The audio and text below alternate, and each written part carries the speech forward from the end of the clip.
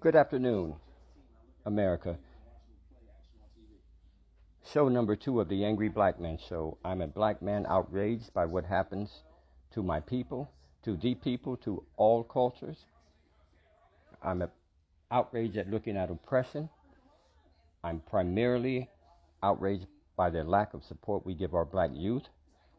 And I'm not supposed to be angry because America allows everybody to speak on black issues, black urgency, except black men. So I'm taking that power back. Thus, the name of my show is called The Angry Black Man Show, and I'm getting started right now. I want to talk today about how we do not support our black children, and how every time an issue happens with our black children, we act as if the history began that day. Black men, I want to speak to you primarily on this. I want to speak to black men and white moms of black children. Black men, we are, once again, some of the most phenomenal humans on earth. Everybody came from us. We really know that we were the creators of civilization. So brothers, let's get ignited. Let's get reunited. Let's get on point. Let's be the point. Let's blaze the trail. And let's move that tail back to the center of our love and unity, which is the engaging and the re-engagement of our black youth. In many cases, we have some brilliant, resilient youth who do everything incredibly well. In many other cases, we have black youth being introduced to the justice system for the very first time in epic numbers. But what do when we're trying to get money for funding? We trot out the successful black kids. We never talk about the black kids that struggle. And let's be clear on something. Even the successful black kids have struggled. We use them to create money and put money in our coffers. We exploit them. We'll have one black child that's trying to get to a college, do 8 photo ops. We'll make $400,000 on that black child photo ops, and we'll give that black child $400 to go to Stanford. We use so many black children as a means to appeal to the white funding structures to get money, ostensibly to support and elevate black kids, but we don't support our black kids. Can I ask the question, black men? Remember the time in America when some violence used to happen in our community or in the community, and we never turned our head, we never got concerned because we knew black children didn't do it. Now, black America, every time we hear something happen, we tell ourselves, oh, I bet you it's a black kid. I know it's a black kid. What black kid do I know? Black children, we should be concerned with what's happening to you. There are a million books out there about trauma from young black minds and the traumas that you deal with. But at the end of the day, y'all still shot somebody. Of course, we understand the trauma and the things you've gone through, but some of this decision is yours. At the end of the day, you're murdering somebody.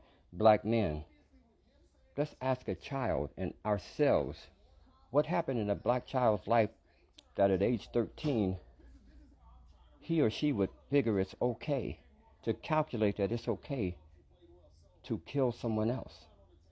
Black men, let's ask ourselves, how much radicalizing are we doing of our own youth?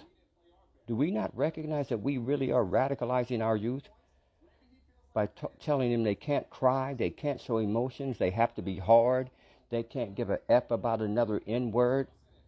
Do you realize we're invalidating their existence by expecting all of them to be some harder than hard person that we want to build into instead of loving and recognizing their collective and individual brilliance? Black men, we must learn to cry in order for our black men and young black men to understand it's okay to cry. We must exhibit and display emotions so that our young people understand that it's okay to display and exhibit emotions. Black men, we know suppressing and hiding emotions creates all types of glandular suppression, which can lead to immune system damage, which can cause cancer. Let's talk among ourselves, black men, and rise as a force to address what happens to you. Black boy, you can cry every day. You can cry every way. You can tear up without fear up. If you feel like having a deep cry, do it, and you don't have to tell anybody why. Young black kids, I elevate you and I honor you, and I will cry with you, and I have cried for you, and I have cried many times. It's okay. And if anybody tells you it's not, that they ain't the right way, and they ain't real men. Real men cry. Real men show emotions. And guess what, black men? Black women love it. So don't let some bitter uncle or some unhappy mom or some weak individual in your life tell you that you should not show emotion by crying. I thought that was me. I was that way for so long because of instances that happened in my life, in my formative years. I thought I could be the hardest person on earth, and I was killing myself. I would lift weights, eat the right food. Everybody thought I was built and cut up, and guess what I really was? I was a scared black man that couldn't show any emotions.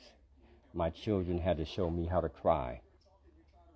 So young men, if you need somebody to cry with, if you need somebody to have your back when you cry,